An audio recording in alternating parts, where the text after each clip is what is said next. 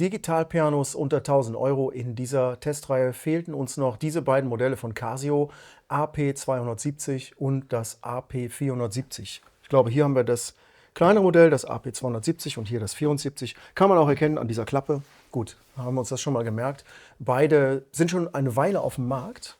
Und daher erklärt sich vielleicht auch der günstige Preis. Also insofern wäre das jetzt mal ein Preistipp für alle Leute, die wirklich ein Digitalpiano kaufen möchten für weit unter 1.000 Euro. So. Und da sind wir hier so bei irgendwie 700 Euro und 900 Euro irgendwas. Die Preise sind ja auch ständig in Bewegung. So, die gucken wir uns an und wir konzentrieren uns auf die Klang- und Spieleigenschaften der beiden Instrumente. Und wenn ihr da noch Fragen habt zu den technischen Details, dann nutzt am besten die Kommentarfunktion unter diesem Video und folgt den Links zu den Testberichten auch und lasst gerne auch ein Like da. So, Yassin, wir legen los. Wir vergleichen die beiden. Vielleicht spielst du möglichst immer das Gleiche, dass wir einfach so vom Klang her mal vergleichen. Okay.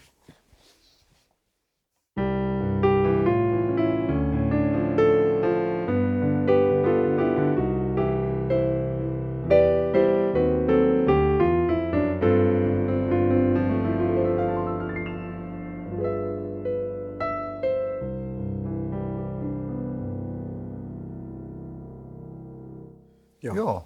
Klangvoller Start. Ich würde sagen, ja, leg gleich hier los.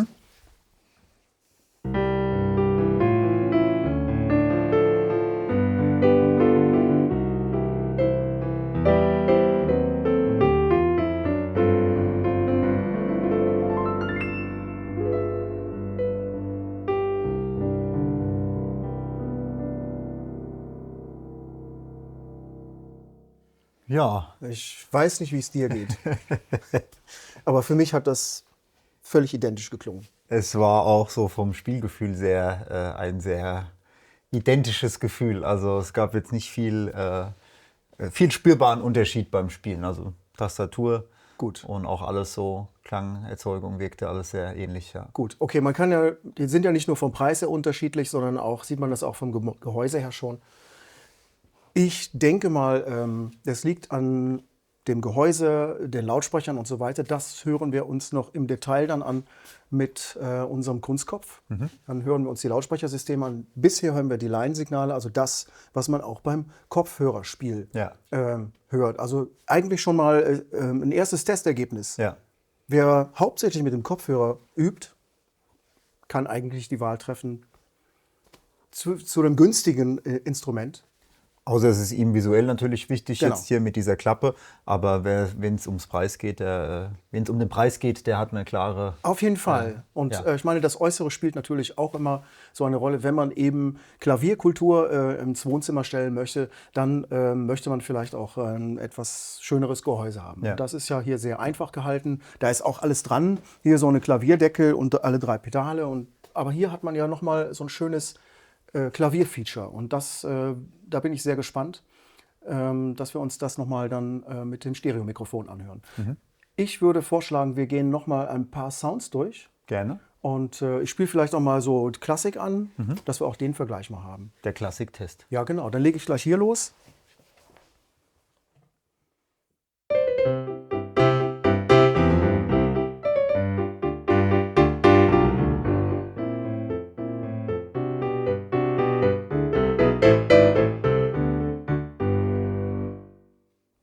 Okay, ich spiele das zweite Beispiel noch mal an.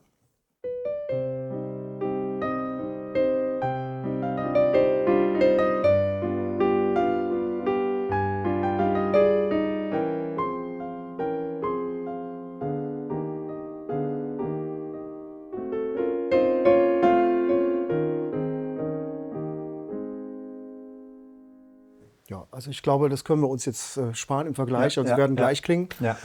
Ich finde, es geht leicht von der Hand. Eine leichtgängige Tastatur, finde ich aber so vom Spielgefühl gar nicht so schlecht. Macht Spaß zu spielen. Und ich hatte jetzt auch gar keine so großen Anlaufschwierigkeiten, so mein Ding so rüberzubringen. Ja, ich habe mich jetzt nicht eingespielt. Ich habe es jetzt so wirklich spontan gespielt und dachte, ja, es Das läuft von allein Ist eigentlich eigentlich. ganz Ja, okay, ja. ich stelle fest, auch die Tastatur hat so einen Ivory-Touch. Das hat die hier auch, kann man ja sehen. Das ist so ein bisschen angeraut hier bei den schwarzen Tasten und auch bei den weißen, wenn man das so im Gegenlicht sieht. Also das ist auch für die Preisklasse in der Ausstattung schon mal ordentlich, finde ich. Ja. Ja, ich würde vorschlagen, wir hören uns noch ein paar von den vielen Sounds an, die auch haben, die Instrumente. Man kann das an den Aufdrucken hier sehen, da kann man ganz viele Sounds anwählen. Aber wir nehmen dazu diese App von Casio, das ist die Music Space heißt die. Und da kann man die Geräte dann total komfortabel damit bedienen. Also hier sieht man ja, da sind nur so ein paar Taster und man muss das so in Kombination machen. Das hier ist viel, viel schöner. Wir haben jetzt die ganze Zeit das Grand Piano Concert gehört, da gibt es dann verschiedene Varianten. Und es gibt auch noch einen zweiten Piano-Sound. Vielleicht hören wir uns den nochmal an. Möchtest du hier weitermachen? Mhm.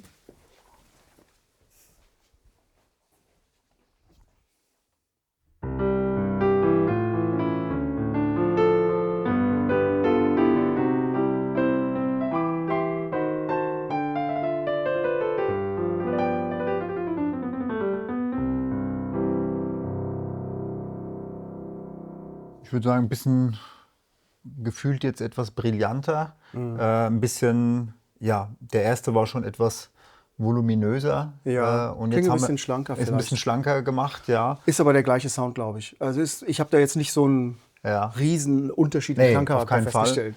Ich denke, dass da ein bisschen was am Equalizer gedreht wurde und hier und da ein Ich bisschen. denke auch, ja. Aber gut, in der Preisklasse, würde ich mal sagen, ist das zu verschmerzen.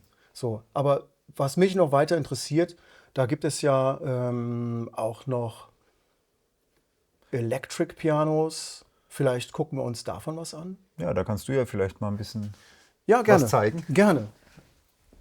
Was haben wir jetzt hier? Electric Piano 1, was haben wir da? Ein Rhodes.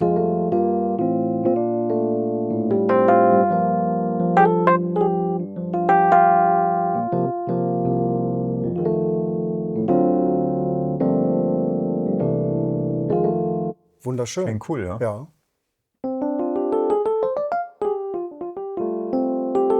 Ach so, es ist ein bisschen brillanter noch, hat mehr Glockenanteil. Auch schön.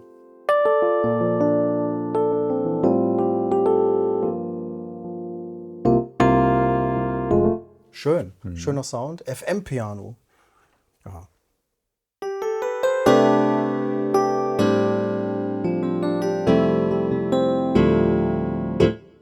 Ja.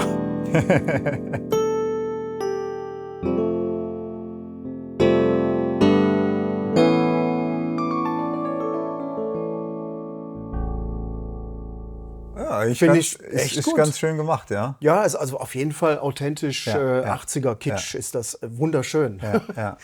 60er Piano, 60s E-Piano. Ein Wurlitzer.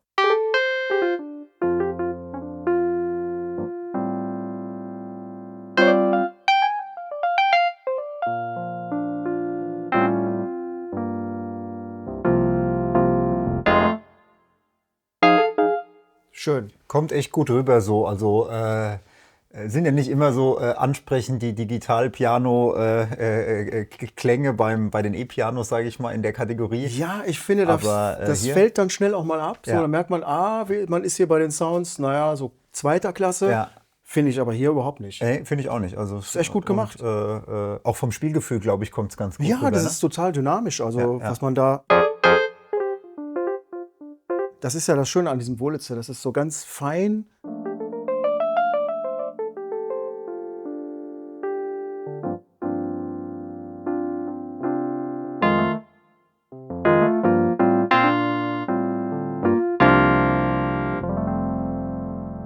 Ich sehe schon, es Ja. macht Spaß. Das ja. macht total Spaß. Ja, total. Wirklich. Ja, cool. Dann können wir eigentlich das Thema Ja. auch weitestgehend. Also, hier gibt es dann noch Strings und so weiter. Da gibt es auch, guck mal, da kann man sogar layern. Was haben wir denn da? Da möchten wir jetzt vielleicht nicht unbedingt das E-Piano dazu haben. Vielleicht nochmal das FM-Piano mit Strings.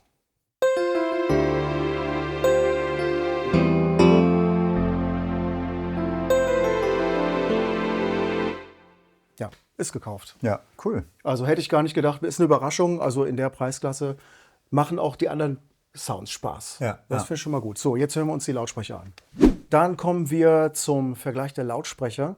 Bislang haben wir ja keine großen Unterschiede im Klang festgestellt. Der Grund dafür ist natürlich, wir haben über die Line-Ausgänge bzw. über die Kopfhörerausgänge gehört. Also im Prinzip habt ihr bisher das gehört, was man über Kopfhörer hört beim Spielen.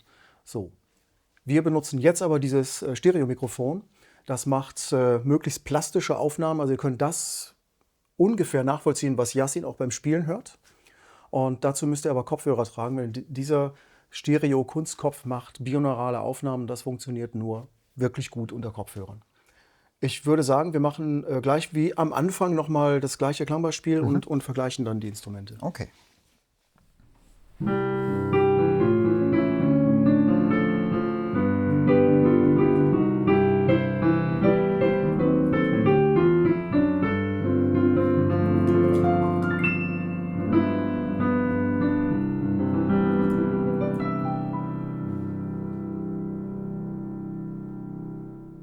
Okay.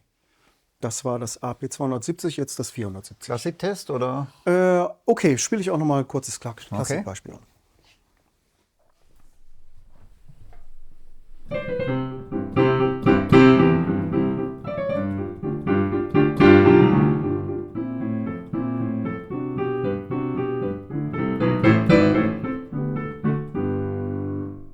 Die Dynamik ist brutal, ne? Bei dem Super. Ding, wie laut es werden kann, ne? So von leise auf laut fand ich jetzt schon Also krass. dieses, da kommt richtig was raus. Ja. So. Cool, ja. Für so ein kleines Piano hätte ich nicht gedacht. Ja. Spielen wir das. Bin echt gespannt. So, jetzt müssen wir Ach kurz so, noch wir umbauen. müssen den jetzt noch umbauen. Ja, genau. Das ist schon euphorisch. Ja, ja.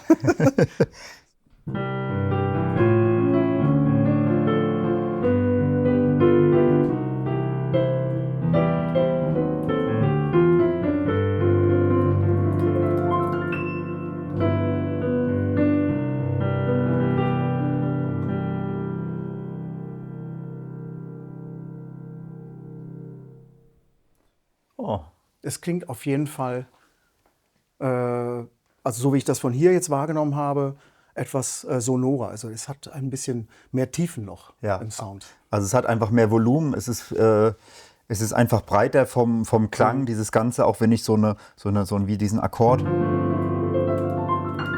dann kriege ich hier das ganze Stereo, ich habe Ja, hier ja, den ja, Sound auch so ein bisschen dann auf der Seite, das ist natürlich hier durch die Klappe, die hier aufgeht, das ist echt ein cooles Gefühl, dass wenn ich hier unten bin, dass ich so und hier oben, und dann habe ich mehr das Gefühl als bei einem, mehr rüber. der kommt mehr rüber so, ne? Ich mache das jetzt mal zu. Ja, Das würde mich jetzt auch interessieren, diesen Unterschied mal zu hören. ja, ich spiele nochmal.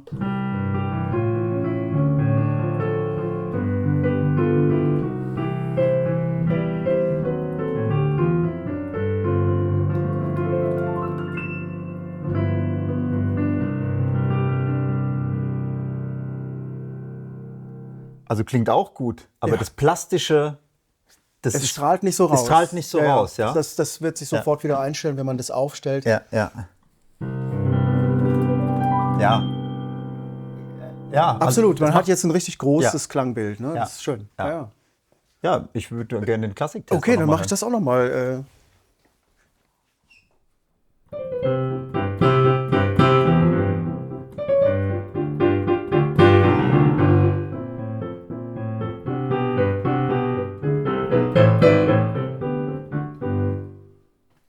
Das ist toll, dieses Klangbild. Schon cool, ne? Ja, Ja. das ist wirklich toll. Ja. Hätte ich nicht gedacht. Also in der Preisklasse, das ist ein akustisches Feature, das es wirklich bringt. Also man hört tatsächlich den Unterschied. Und was wir auch ausprobiert hatten, schon vorher mal kurz, wenn man dann quasi vor dem Instrument sitzt oder hinter dem, je nachdem, wie Also man wenn es es sieht. im freien Raum steht, Genau, so wie hier jetzt. dann ja. ist auch der Klang auch nochmal deutlich anders durch diese Klappe. Das ist wirklich erstaunlich. Also das ist nicht nur ein visuelles Feature, sondern es hat wirklich auch erheblichen Einfluss auf den Klang. Und jetzt natürlich die Dynamik jetzt hier mit der offenen Klappe. Ja, toll. Brutal. Ja, also visuelles Feature, auch mit diesem roten, Ja. das ist jetzt kein Filz, das ist Kunststoff, aber sieht gut aus. sieht gut aus. Ja. Auf jeden Fall. Und man hat ja die Option zu sagen, ach, ich mache es wieder zu. Also das ist ja nicht, ich muss es jetzt so nehmen, sondern ich kann es auch zumachen und dann ist es auch Genau. okay. Ja? Es ist ja wie beim akustischen Klavier, eben dieser Klavierdeckel. Genau. Und es wirkt auch genauso. Ja. Ich finde es gut. Das ist ein schönes Feature, das man hat. Und ja, trotzdem hat man auch ein modernes Piano mit App-Anschluss und allem drum und Ja. dran. Und das für den Preis. Also beide waren schon für mich jetzt eine Überraschung. Hätte ich nicht gedacht. Also vor allem auch im Lautsprecherklang. Ja, da können wir eigentlich direkt ins Fazit gehen. Ja, absolut. Das sind tolle Einsteigerpianos für einen coolen Preis, mit tollen Features, tolle Sounds. Die Tastatur gefällt mir sehr gut, wobei die Tastatur so ein bisschen etwas lauter klappert. Ne? So, Also der Kunstkopf steht ja jetzt noch ja, hier. ja. Ich drehe mal die Lautstärke runter, dann hört man die Tasten natürlich auch schon. Das ist klar. Das ja? ist normal, aber Aber ich sag mal so, diese Geräusche, die sind jetzt so schon. Das muss einem einfach bewusst sein, dass sie natürlich auch in so einer Preisklasse vielleicht ein bisschen stärker sind, als wenn man jetzt ein teureres Instrument kauft. Ich glaube, über den Kunstkopf kann man es ganz gut hören. Aber nichtsdestotrotz finde ich 2 ganz tolle Instrumente für den Preis. Absolut cool. Was ist dein Favorit von den beiden? also ich finde tatsächlich beide gut. Also wenn man wirklich ein kleineres Piano möchte, wenn man wenig Platz hat, ist das toll. Da finde ich auch das Lautsprechersystem gut, weil man hatte dann, also wenig Platz heißt ja, es steht im Musikzimmer oder im Kinderzimmer, was auch immer. Und dann ist das ein tolles Instrument. Wenn man das im Wohnzimmer aufstellen möchte, dann würde ich sagen, würde ich auf jeden Fall das nehmen. Das Feature hier finde ich natürlich klasse. Ja. Weil man hat so wirklich eine tolle Klangprojektion tatsächlich. Das ist wirklich toll. Macht echt Spaß. Also mein Favorit ist das Weiße, das Größere mit der Klappe. Dieses Klangfeature mit der Klappe ist einfach ein Gamechanger, so auch in der Preisklasse. Also es macht wirklich Spaß und es ist jetzt nicht wesentlich größer als das. Und, aber klar, man muss natürlich immer entscheiden, wenn man 99% zu Hause mit Kopfhörern spielt, hat man da natürlich jetzt nicht so viel davon. Das ist eine Entscheidung, die man einfach treffen muss. Absolut. Ansonsten find ich beide toll und mal hier, das überwiegt ein bisschen. Ja, wunderbar. Wenn euch der Test gefallen hat, dann lasst gerne auch ein Like da oder folgt auch den Links zu den Testberichten. Bis zum nächsten Mal.